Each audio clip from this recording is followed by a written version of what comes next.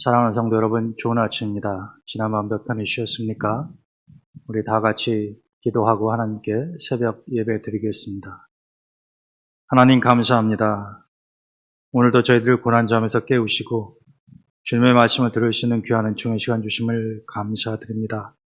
이 시간 주시는 말씀을 통하여 귀한 은혜 받게 하시고 그 말씀대로 살아갈 수 있도록 저희들을 인도하시고 도와주시기를 원합니다. 세상이 어지럽고 혼란스럽습니다.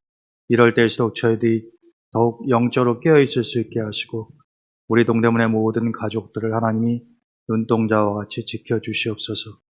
예수님의 이름으로 감사하며 기도드립니다. 아멘. 오늘 주신 하나님의 말씀은 출애굽기 14장 21절에서 29절까지입니다. 모세가 바다 위로 손을 내밀매 여호와께서 큰 동풍이 밤새도록 바닷물을 물러가게 하시니 물이 갈라져 바다가 마른 땅이 된지라. 이스라엘 자손이 바다 가운데를 육지로 걸어가고 물은 그들의 좌우에 벽이 되니 애굽 사람들과 바로의 말들, 병거들과 그 마병들이 다 그들의 뒤를 추격하여 바다 가운데로 들어오는지라.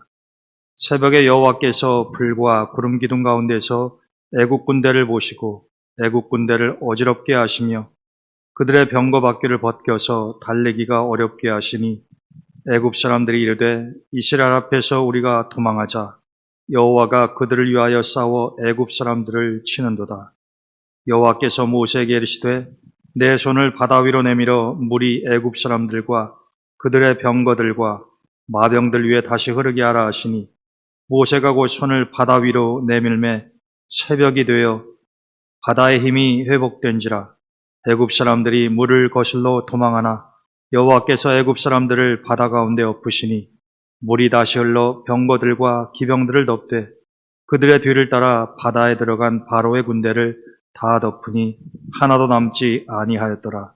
그러나 이스라엘 자손은 바다 가운데를 육지로 행하였고 물이 좌우에 벽이 되었더라. 아멘. 영국 런던에 가면 킹스 크로스라고 하는 역이 있습니다. 우리나라의 서울역이나 용산역쯤에 해당이 되는데 아주 많은 사람들이 붐비는 그러한 역입니다. 근데 이 킹스 크로스 역에 가면 9와 4분의 3이라고 하는 이름의 승강장이 있습니다. 여러분들이 아시는 것처럼 기차를 탈 때에 여러 방면으로 가게 되면 승강장이 여러 군데 있지 않습니까? 승강장마다 번호가 붙어 있죠. 1번 승강장, 3번 승강장 이런 식으로요. 근데 이 킹스 크로스 역에는 9와 3분의 4라고 하는 이러한 4분의 3이라고 하는 이러한 승강장이 있습니다. 많은 관광객들이 와서 그 앞에서 사진도 찍고 하는데 실질적으로 이 9와 4분의 3 승강장은 가보면 그냥 벽입니다. 거기에서 기차를 탈 수가 없어요. 그런데 왜 그런 승강장 이름이 생기게 됐고 또 많은 관광객들이 그 앞에서 사진을 찍느냐 하면 성경 다음으로 많이 팔렸다고 하는 이 조앤 롤링의 해리포터라고 하는 책 때문에 그렇습니다. 그 책에 보게 되면 이 해리포터의 주인공이 이 9와 4분의 3이라고 하는 승강장 그 벽 앞에 섰을 때 그것이 갑자기 문이 돼서 이 마법 학교로 가는 그러한 장면이 나오게 됩니다. 평상시에는 벽이지만 주인공이 그 벽 앞에 섰을 때에 그것이 문이 되었다라고 하는 것이죠. 물론 현실 세계에서는 그런 일이 일어나지 않겠습니다만은 이 해리포터라고 하는 이 책 자체가 특별히 어린아이들에게 많은 상상력과 꿈을 가져다주는 그런 책이기 때문에 그런 아주 흥미로운 장면도 연출되고 있다라고 하는 겁니다. 그런데 우리는 그 9와 4분의 3 승강장이라고 하는 실은 벽이지만 이것이 문이 된다라고 하는 그 장면을 생각하면서 여러 가지 영적인 의미를 또한 생각해 볼 수가 있습니다. 오늘 하나님께서 우리에게 주시는 이 출애굽기 본문의 말씀을 보면 이스라엘 공동체가 모세의 인도하에 애굽을 나왔습니다. 그러나 바로의 마음이 바뀌어서 애굽의 군대가 그들을 쫓아오지요. 그들은 홍해 인근까지 왔는데 그야말로 진퇴양난인 것입니다. 뒤를 보아도 벽이요, 앞을 봐도 벽인 거죠. 뒤에는 애굽 군대가 쫓아오고 있고 앞에는 홍해의 물이 가로막고 있습니다. 이 이스라엘 공동체가 갈 곳이 없다라고 하는 거죠. 앞과 뒤가 다 벽으로 막혔으니 어디로 간단 말입니까? 이때에 하나님께서 모세에게 명령하십니다. 너는 손을 홍해를 향해 들라고 말씀하시는 것이죠. 모세로서도 상당히 황당했을 거라는 생각이 듭니다. 여러분들, 그 상황에서 모세가 홍해를 향해 손을 든다고 하는 것이 무슨 의미가 있으며 어떠한 도움이 되겠느냐라고 하는 것입니다. 그래도 모세는 하나님의 말씀에 순종하여서 지팡이를 가진 그 손을 홍해를 향해 들었을 때에 놀랍게도 홍해가 갈라지는 기적이 일어났다라고 하는 것입니다. 이 사건은 얼마 전까지만 하더라도 모세와 이스라엘 백성들이 넘을 수 없는 벽, 즉 홍해, 물의 벽인 거죠. 였었으나 하나님의 말씀에 순종해서 그 홍해에 손을 내밀었을 때에는 그것이 갈라지게 되었다라고 하는 겁니다. 갈라졌다라고 하는 것은 탈출의 문이 열렸다라고 하는 뜻이겠죠. 얼마 전까지만 해도 벽이었던 그 홍해의 물이 이제는 양쪽으로 갈라져서 이스라엘 사람들이 건너갈 수 있는 새로운 문이 생긴 것과 마찬가지다라고 하는 것입니다. 이스라엘 백성들의 뒤를 따라 애굽의 군대가 왔을 때에는 이제 하나님께서 물이 다시 흐르게 하셔서 그들이 모두 물의 수장이 되는 엄청난 역사를 이루셨다라고 하는 것입니다. 우리가 이 사건을 통해서 보면 우리가 살아가다가 때로는 어찌할 수 없는 벽에 부딪히는 경우가 많이 있죠. 뒤에는 애굽의 군대, 앞에는 홍해의 물처럼 나의 그리고 우리의 앞과 뒤를 가로막고 있는 벽이 무엇인지 구체적으로 이야기하기는 어려워도 우리의 삶의 상황에서 그러한 벽은 수시로 나타난다라고 하는 것입니다. 그러면 우리는 너무나도 당황하고 어찌할 바를 모르게 되는 거죠. 왜냐하면 그 상황에서 내 힘으로 그 벽을 뚫고 나갈 수 있는 능력이 없는 때가 많이 있기 때문에 그렇다라고 하는 것입니다. 그런데 우리가 이 홍해가 갈라지는 사건에서 무엇을 알 수 있느냐 하면 분명히 우리에게는 벽이지만 하나님께서는 그것을 우리에게 새로운 문으로 만들어 주실 수 있다라고 하는 것입니다. 이것은 모세도 이스라엘 공동체가 힘을 합친다고 해서 될 수 있는 문제가 아니죠. 오직 하나님만이 하실 수 있는 일이다라고 하는 것입니다.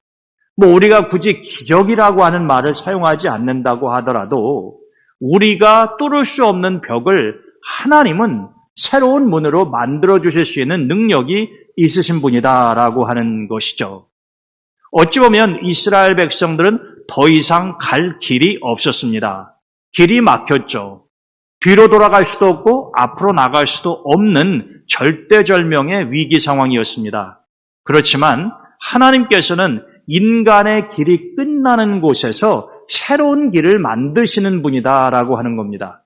그것을 지금 모세와 이스라엘 백성들이 생생하게 체험하고 있는 것 아닙니까? 만일 그렇다고 한다면 지금 모세와 이스라엘 백성들이 경험하고 있는 이 사실이 소설 속의 허구의 이야기가 아니라 역사적인 사실이라고 한다면 오늘도 하나님은 우리의 삶 속에서 그렇게 역사하실 수 있다라고 하는 거죠. 사실 성경에 보게 되면은 이 벽에 다다른 사람들의 이야기가 많이 나옵니다.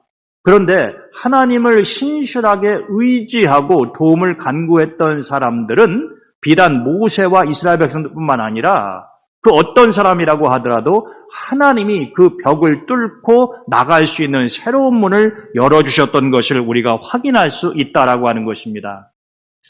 대표적인 예가 열왕기 하에 등장하는 히스기야 왕입니다. 히스기야는 유다의 왕이었는데 그래도 나름 선한 왕 측에 속하는 인물이었었죠. 근데 이 히스기야 왕은 자기가 유다의 왕으로 통치를 할 때 두 번 자신의 힘으로는 도저히 뚫고 나갈 수 없는 엄청난 벽에 부딪힙니다. 첫 번째는 당시 세계 최강대국이었었던 아수르의 왕인 산헤립이 공격해 왔을 때의 일입니다. 히스기야 왕으로서는 도저히 이 산헤립의 침공을 막을 수가 없었습니다. 산헤립이 랍사게라고 하는 부하 장수를 통해서 히스기야 왕과 유다의 백성들을 조롱하죠. 그리고 항복하라고 이야기합니다. 그런 상황에서 히스기야 왕은 선지자 이사야와 함께 하나님 앞에 간절히 도움을 구합니다. 그런데 놀라운 일이 일어나지요. 밤새 하나님께서 산헤립의 군대 18만 5천 명을 죽이신 겁니다. 여러분, 이것은 히스기야 왕도 이사야도 몰랐던 일이에요. 아침에 일어나 보니까 그런 엄청난 일이 발생했다라고 하는 것입니다. 그래서 산헤립은 어쩔 수 없이 유다의 침공을 중지하고 다시 본국으로 돌아갔지만 거기에서 죽임을 당한다. 이런 이야기가 열왕기하에 기록이 되어 있습니다. 유다의 왕으로서의 히스기야가 도저히 자신이 뚫을 수 없는 벽, 즉 아수르 산헤립의 침공이라고 하는 엄청난 벽을 하나님의 도우심으로 뚫고 나갔던, 즉 하나님이 그에게 새로운 구원의 문을 열어주었었던 그런 경험을 히스기야는 왕으로서 경험한 적이 있었다라고 하는 것입니다. 또 다른 이야기는 열왕기하 20장에 보게 되면 19장에 산헤립 왕의 침공 사건이 있었는데 그 바로 다음에 벌어지는 일입니다. 이 열왕기하 20장에 보게 되면 이렇게 산헤립이 물러가고 난 다음에 히스기야가 중병에 걸렸습니다. 그래서 하나님이 사람을 보내서 이렇게 말씀하시죠. 너는 이제 곧 죽을 때가 되었으니 짐을 정리해라. 즉 이 세상에서 삶을 정리하라. 이게 무슨 청천벽력과 같은 메시지입니까? 그 소식을 전해들은 히스기야는 하나님 앞에 다시 기도하기 시작합니다. 그때의 모습을 열왕기하 20장 2절에는 이렇게 기록하고 있습니다. 히스기야가 낫을 벽으로 향하고 여호와께 기도하여 가로되, 이른바 그 유명한 면벽기도라고 하는 거죠. 벽을 바라보고 기도했다라고 하는 겁니다. 여러분, 얼마 전까지는 이웃나라의 왕의 침공의 문제를 가지고 하나님 앞에 간절히 기도했어요. 자기가 어찌할 수 없는 엄청난 벽 앞에서 말입니다. 그때 하나님께서 그에게 구원의 문을 열어주지 아니하셨습니까? 이번에는 이웃나라의 침공이 아니라 왕의 사사로운 개인적인 건강의 문제인 거죠. 이제 하나님이 데려가시겠다는 겁니다. 그런데 히스기야는 그때에도 하나님 앞에 벽을 마주보고 기도하면서 하나님, 제가 지금까지 하나님 앞에서 선하게 행했던 것을 기억하시고 나를 살려주십시오라고 하는 기도였습니다. 그런데 하나님께서 히스기야의 그 기도를 연락하시고 그에게 15년 동안 생명을 연장해 주셨습니다. 자, 다시 한번 우리는 히스기야의 삶 속에서 죽음의 벽을 뚫고 생명의 문을 여는 히스기야의 놀라운 기도의 모습을 보는 것입니다. 얼마 전까지는 이웃나라의 침공으로부터 나라를 구하는 그 구원의 문이 열려졌다고 한다면 이제는 히스기야 개인의 죽음의 문이 물러가고 죽음의 벽이 물러가고 이제 생명의 문이 열리는 놀라운 일을 우리가 보게 된다라고 하는 것입니다. 선지자 이사야는 이사야 43장 19절에서 하나님을 이렇게 묘사합니다. 하나님이 하신 말씀을 인용을 하면서 하나님에게는 불가능한 것이 없다라고 하는 것을 이야기하죠. 하나님이 이렇게 말씀하십니다. 내가 반드시 광야의 길을 사막에 강을 내리라. 여러분, 광야에서는 물이 없죠. 일반적으로. 광야에서는 길을 찾아보기가 어렵습니다. 또 사막에서도 역시 물과 길을 찾아보기가 어렵지 않습니까? 이 광야나 사막은 물과 길이 없기 때문에 헤매다가 갈증으로 죽기 딱 좋은 장소다라고 하는 겁니다. 이것이 실질적으로 우리가 광야 앞에 서보면, 사막에 들어가 보면 알 수 있는 것이지만, 비유적으로, 상징적으로 우리의 삶 속에서도 광야와 사막이 찾아올 때가 있지요. 길이 없다고 한다면 우리는 광야에서 헤맬 것이고, 물이 없다고 한다면 우리는 사막에서 목말라 죽음을 맞이할 것입니다.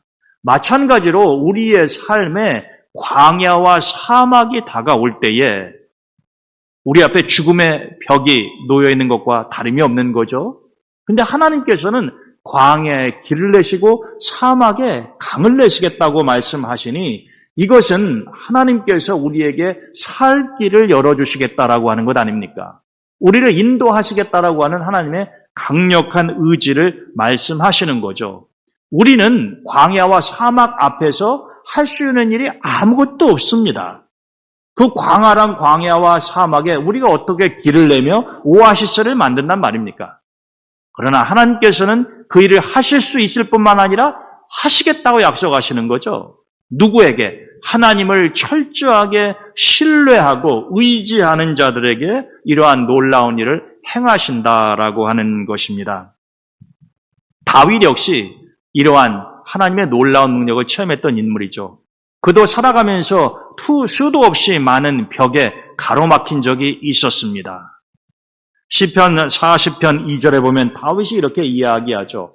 하나님이 나를 기가 막힐 웅덩이와 수렁에서 끌어올리시고 내 발을 반석 위에 두사 내 걸음을 견고하게 하셨도다.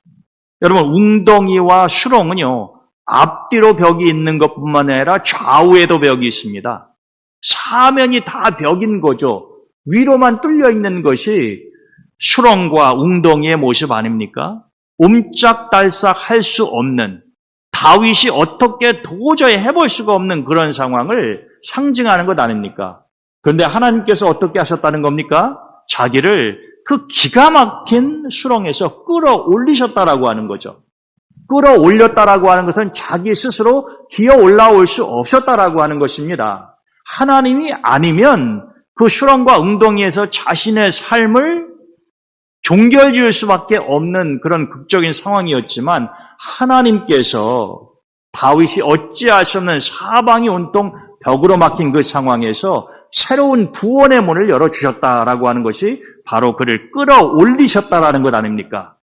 단지 끌어올리고 난 다음에 하나님이 이제는 내가 알아서 내 길 가라 이렇게 말씀하셨다는 겁니까? 그렇지 않습니다. 다윗은 하나님이 자신을 끌어올리시고 자신의 발을 반석, 흔들리지 않는 돌 아닙니까? 견고한 위치를 말하는 것이죠. 그곳에 두시고 내 걸음을 견고하게 하셨다.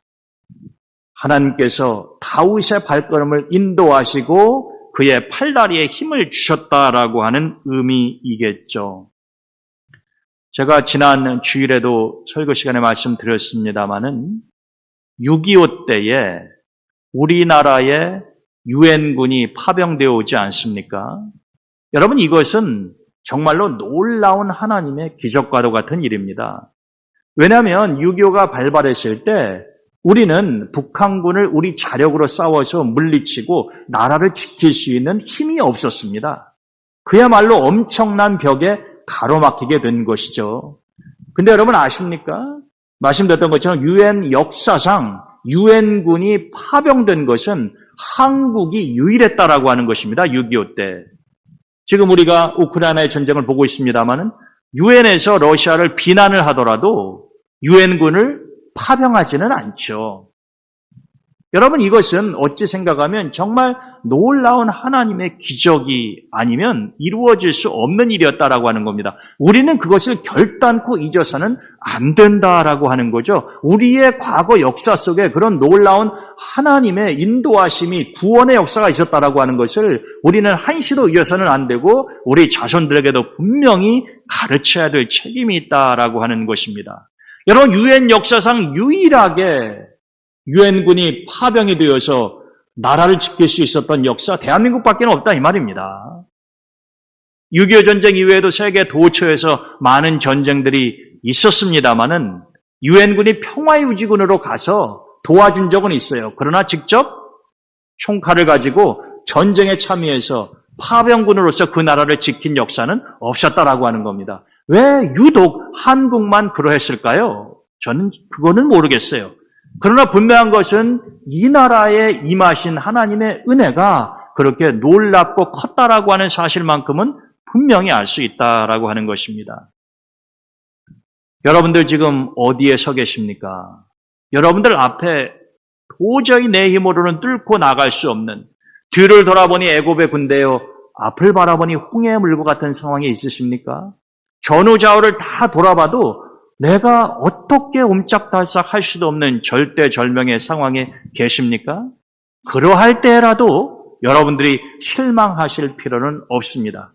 여러분들이 하나님을 철저하게 신뢰하고 그분의 도우심을 간구한다고 하면 분명히 하나님께서는 여러분들에게 그 벽 너머에 새로운 문이 열리게끔 해주실 거다라고 하는 것입니다. 여러분, 우리는 교회 공동체로서 그러한 경험을 또 하지 않았습니까? 정말로 서울시가 우리 교회를 수용을 하고 재단에서 우리에게 교회를 건축할 수 있는 돈을 내주지 않고 그런 만행을 부렸을 때에 하나님께서 어떻게 하셨습니까? 우리가 4년 동안 광야 생활도 하지 않았습니까? 그런데 우리가 전혀 계획하지도 않고 우리는 정말 막막하기 그지없었는데 하나님께서 새로운 문을 열지 아니하셨습니까? 그것이 지금 여러분들과 제가 하나님께 찬양을 드리고 예배를 드리는 이 분당 성전 아니냐라고 하는 것입니다. 여러분, 이것은 우리가 꿈도 꾸지 않았고 계획하지도 않았고 할 수도 없는 일이었습니다.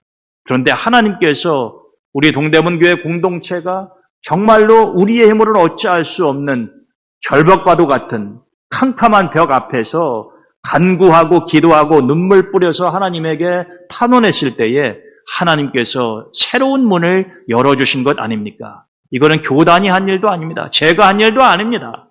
오직 하나님께서 하신 일이다라고 하는 거죠. 이러한 일련의 사건들을 우리가 볼 때에 우리는 하나님을 철저하게 믿는 믿음이 반드시 있어야 되는 것이고 어떤 상황 가운데서도 우리가 소망을 잊어버려서는 안 된다라고 하는 것이죠. 여러분, 믿음이 없는 사람은 하나님 말씀에 순종하지 않겠죠.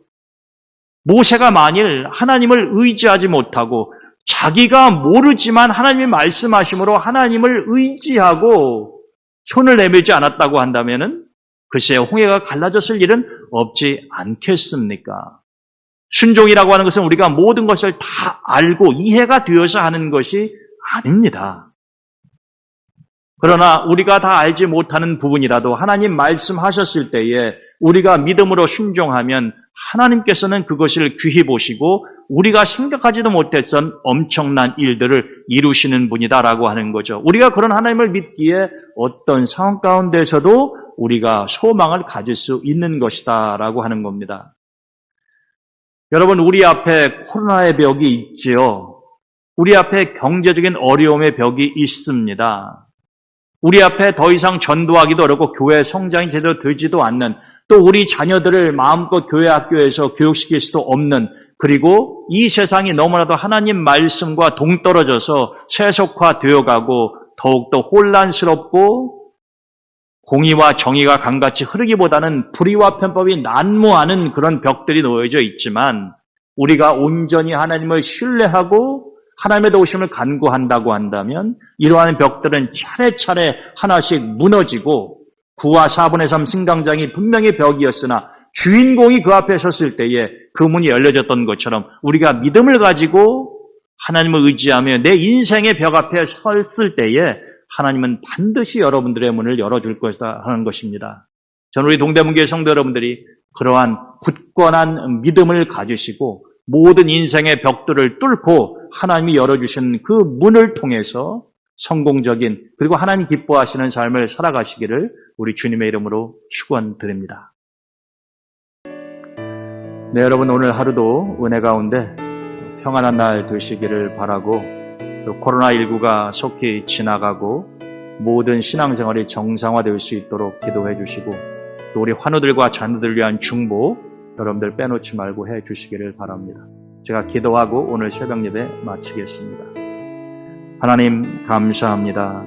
오늘도 하나님께서 귀한 생명의 말씀을 통하여 우리에게 은혜를 주셨으니 하나님, 우리가 어떤 상황 가운데에서 어떤 종류의 벽에 부딪힌다고 하더라도 하나님을 철저하게 신뢰하며 하나님의 도우심을 간구하며 나아갈 수 있도록 더욱더 굳센 믿음을 허락하시고 하나님 말씀에 순종하는 삶을 살아갈 수 있도록 도와주시옵소서. 예수님의 귀하신 이름으로 감사하며 기도드립니다. 아멘.